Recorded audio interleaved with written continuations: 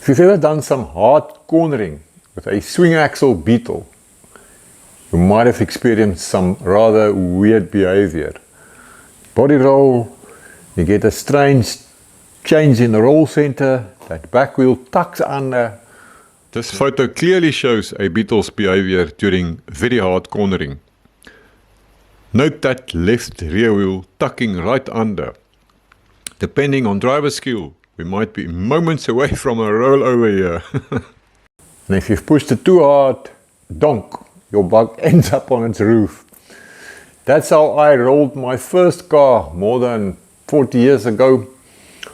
We were playing on a beach with my first Baja bug, doing donuts, young and wild, braver and faster, braver and faster. And we pushed it too far, that back wheel tucked right under, and my little bar buck, over she went onto a roof. The only thing that got hurt was my pride, apart from a dented roof that we kicked out. We cleaned up the mess, topped up the engine oil, and we could carry on. But I certainly learned a lesson. So to improve the handling of our swing axle suspension and minimize that tendency of the bug wanting to end up with its feet in the air, I'm going to build a camber compensator from scratch. Let's see how it goes.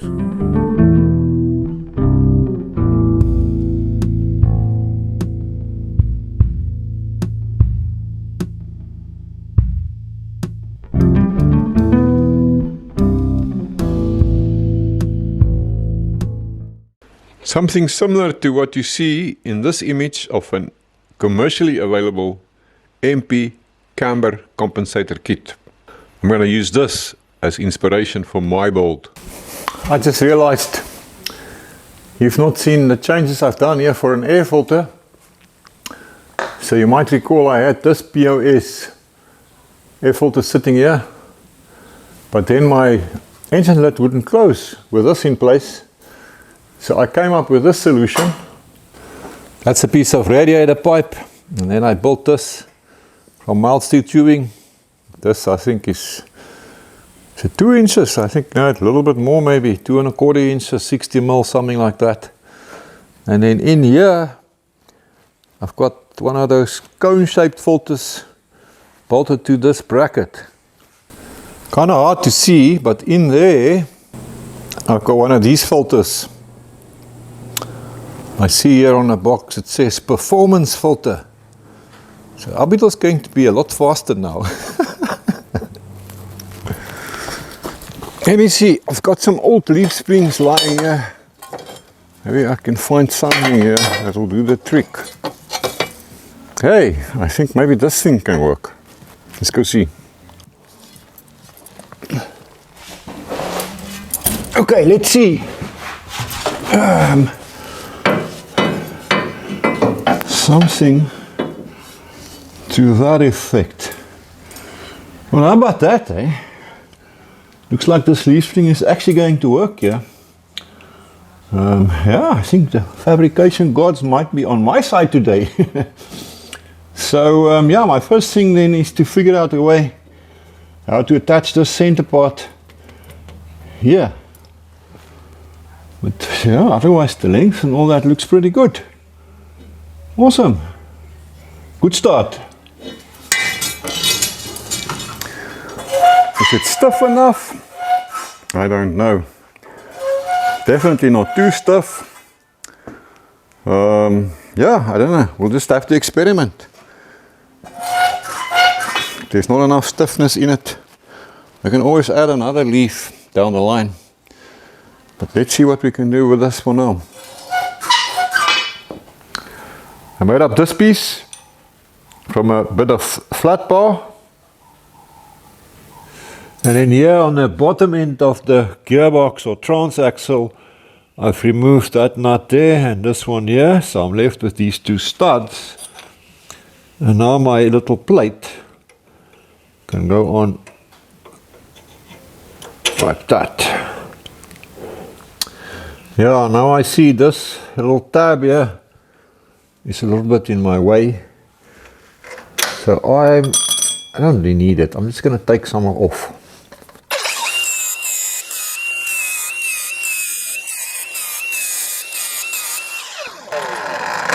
Right, let's see if that was enough. I think so.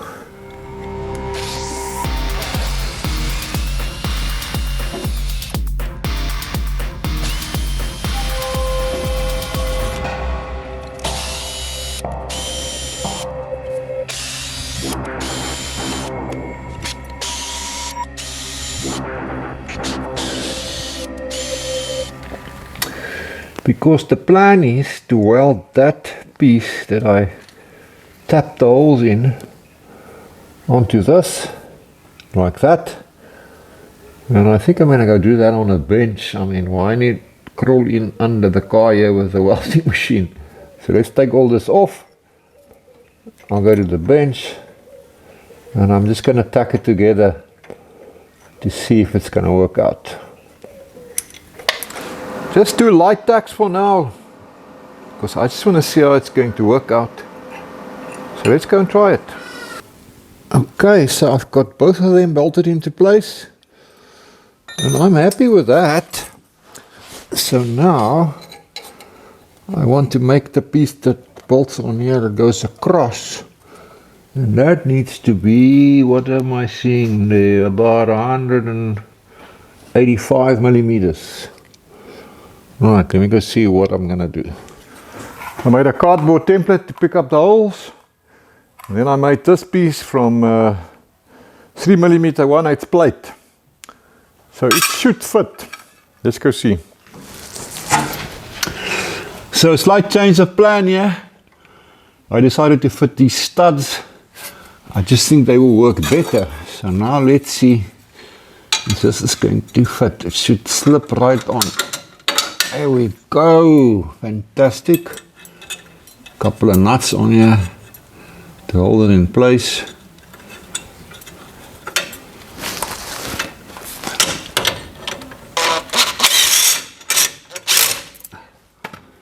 Yeah, just to check it out. I think that's going to work just fine.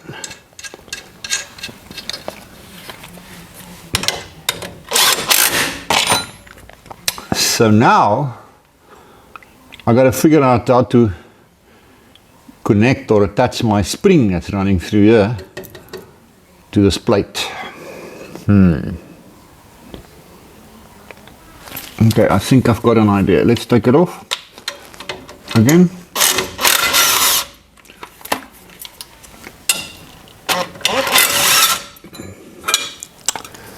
So yeah, we would need a bushing right here to allow the spring to move a little bit, like that.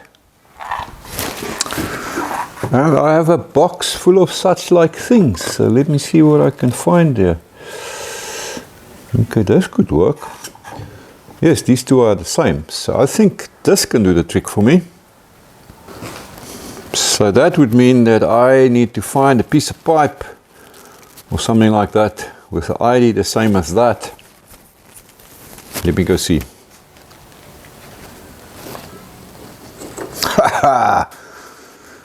The fabrication gods are definitely smiling on me today. This is a piece of 25mm pipe, and the OD, or the ID rather, is just about right. Awesome. I came up with this contraption. So that goes through the hole in the spring like that. Just something to that effect. So that's what it looks like here from the bottom, and you can see someone walked around on my spring. So the reason why this bolt is not in the middle is I actually discovered that it was offset on the spring. Of course I do want it in the middle between the two ends, so that's why I did it like this. And then I also felt, you know, I don't want the whole thing just attached by this one single bolt through this bolt hole here. So what I did is I made another piece of plate that drops in like this, and now I can put this back on. And then I'll also stick in some bolts right there and there on both sides, and that will clamp this whole piece very nicely onto the spring. I'm happy with that. So then I made these two brackets or tabs, or what do you want to call them. And now I've got a M12 high tensile bolt. Thank you Mesco Engineering Supplies.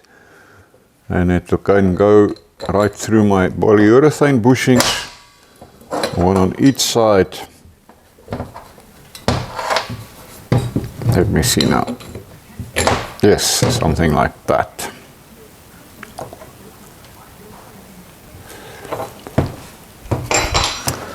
So now I can weld this onto that, making sure everything is nicely centered, of course.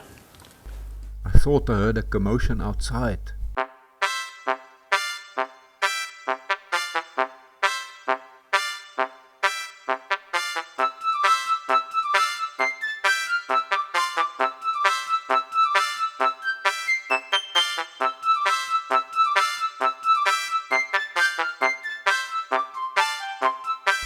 Parliament is in sitting.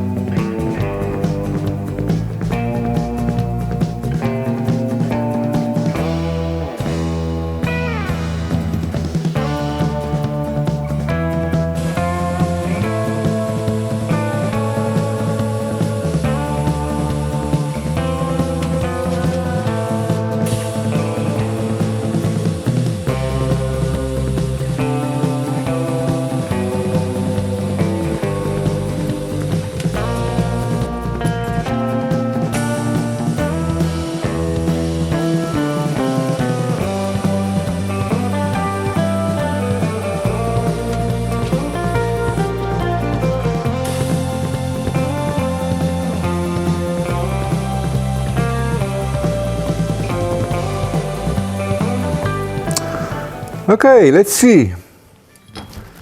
That's a nice tight fit. Lekker man. Get my bolt in there. Line up my hole a little bit there. There you go. Yes, I think it turned out very nice. I've got my gizmo assembled, and so far so good. Now I've got to do something right here. So my spring is going to sit somewhere there, something like that, right? So I would need some kind of a surface here. So I found a piece of pipe with a diameter a little bit more than this tube here, and I split it to make this half piece, which can now sit like that, and then when we can weld something onto this for the spring to attach.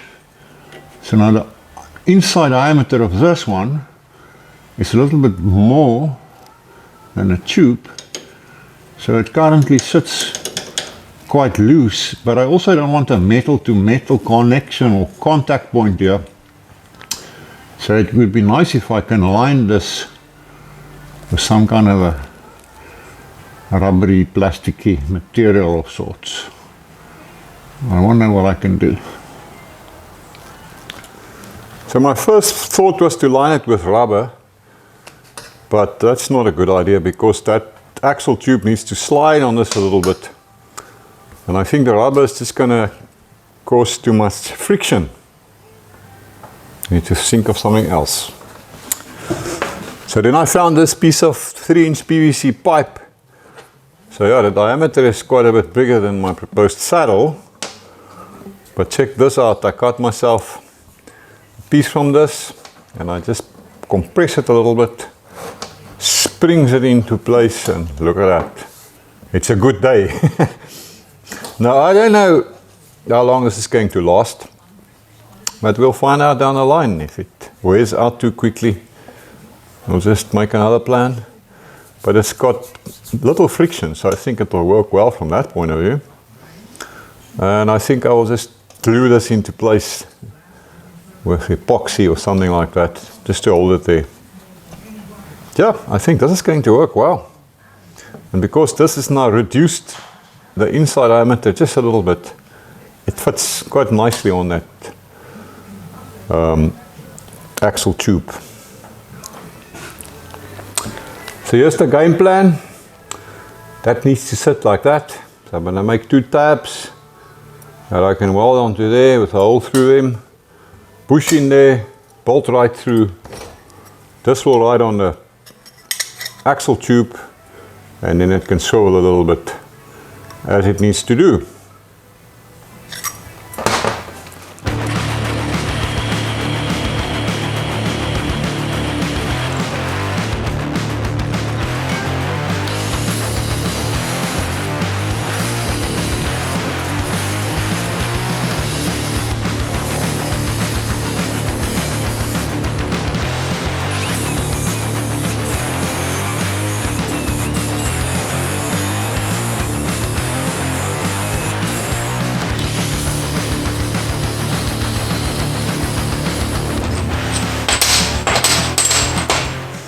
Now the problem is I don't have any bushings that can fit here.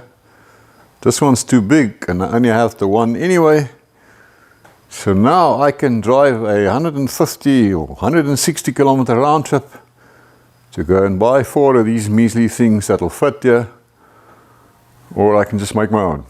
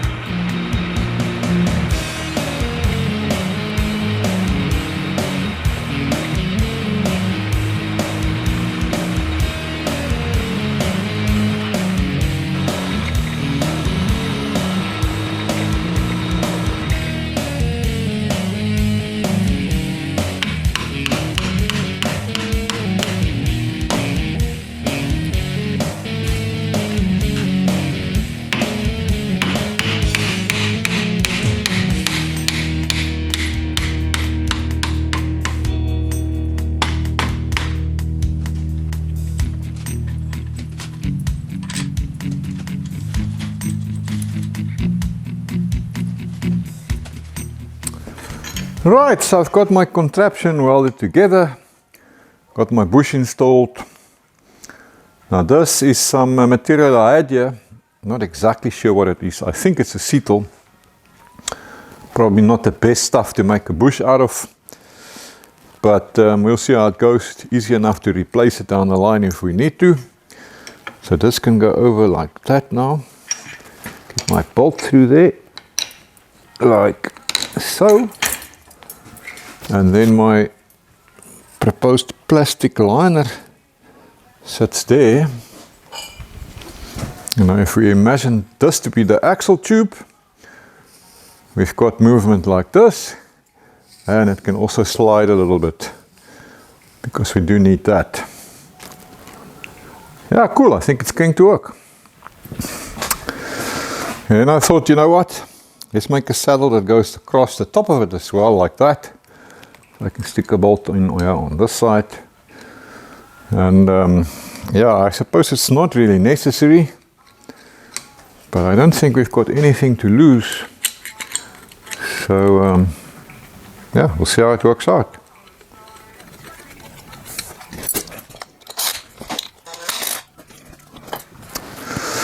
And then my plans changed a little bit, because I thought instead of having this half round piece, why don't I make one that wraps all the way around? So I cut a new one, I measured it a little bit, and now that should go in with a little bit of squeezing, exactly like that. Yes, I think that's a better deal. Well then, I do believe my forest engineered camber compensator is done. So we better go and test fit it to see how it's going to work out. So these are all the parts that you get in the RRFA camber compensator kit. There's only one problem. No further kits available. This is the only one in the world. So unfortunately, this kit did not come with any instructions. So I'm going to have to tell the manufacturers about that. But I reckon fitting these things is a good place to start.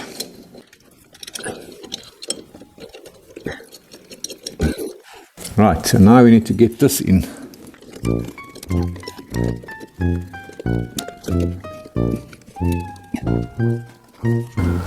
Okay, so far so good. Let's get these guys tightened up. And this one as well. Yeah, it's working because it's loose, so it can move, which is what we want. Okay, next. I got the one here on the other side in place as well. And now this center support bracket. There we go. Get some nuts on there. So I'm going to be using nylock nuts in the end. But for now, for the test fit, yeah, just standard nuts will do.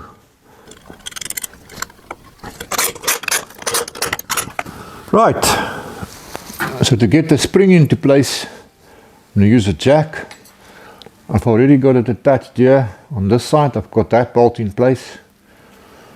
So I'm just going to jack it up. And I'll probably see if I can get the one on the other one located with the bolt in there too. I'm just looking at this rusty, what do you call this thing? We still have to do an oil change.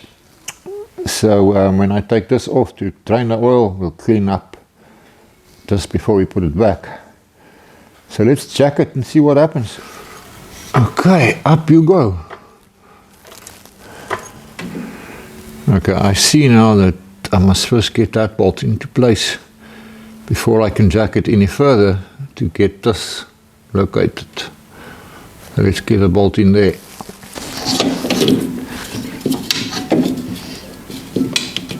There you go.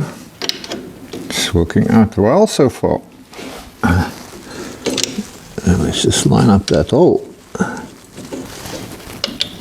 You know the saying about a hole, right? There we go. Oh, I see a problem. Look right there. This bolt is very close to the shock absorber. I can't even get a nut on here. So I think I need to actually now take the shock off and turn this bolt around so that the bolt head sits this side. And then I think we'll have enough clearance. Okay, I had the shock off. Put the bolt in from this side. Now we've got enough clearance there. It's a little tight, but it will do. Okay, so both ends are on. So we need the jacket in the model. Let's see if we can get that bolt located. It's looking good so far. One more. Looks to me like the whole thing needs to slide over a little bit.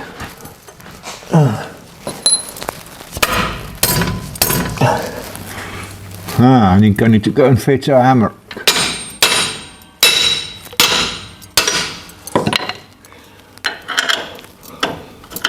There we go.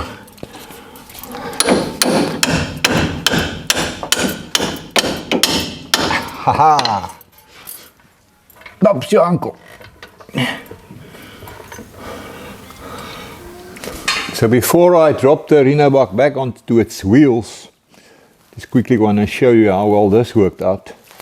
That spring that I found was absolutely the perfect length. You can see that this swing axle is right down now. The swing plate is on its stop, so it can't go down any further. And we've still got a bit of clearance here, so there's no chance of this touching here, because as the swing axle moves up, this position will actually move inwards a little bit to its maximum position when this is horizontal, and then if it goes into the sort of negative camber side of things, it will move back out because this moves through an arc while this remains fixed. So very happy with that. This has worked out so well.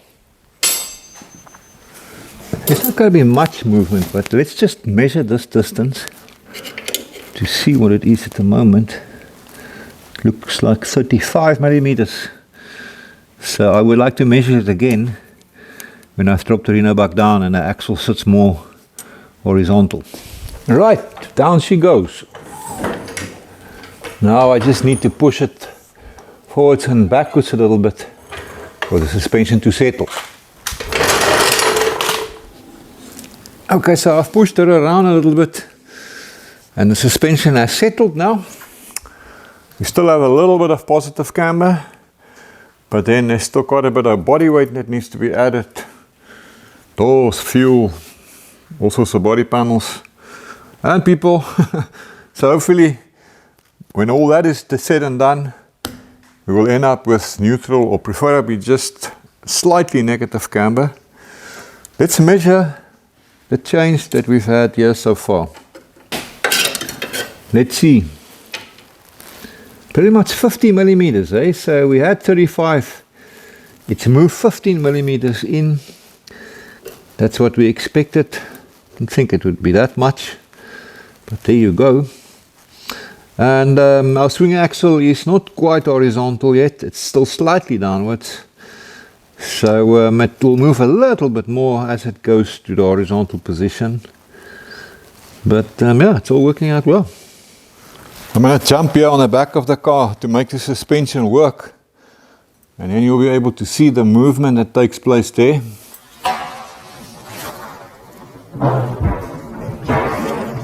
Yeah. I think I will add a little bit of lubrication in there down the line. Like the barefoot mechanic says, lubrication is the solution to all problems. So the camera is pretty much on the floor now here behind the car. I'm going to jump on it again to make that suspension work. So you're going to see what I can't see yet. So I'd be keen to watch this footage afterwards. Let's go. I'm a little naughty man, I always nod my head, except of course when I'm asleep and curled up in bed.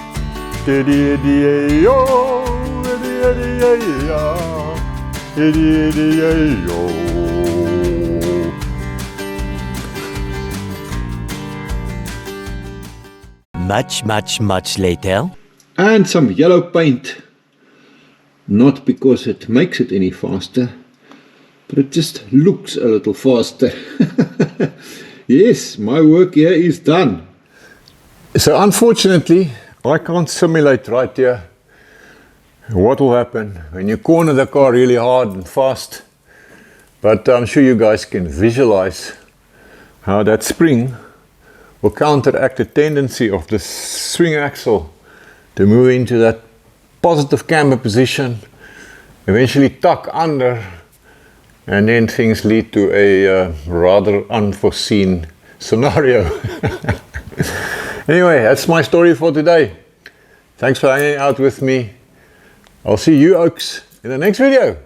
Until then, as always, have a lucky one, my brothers and sisters.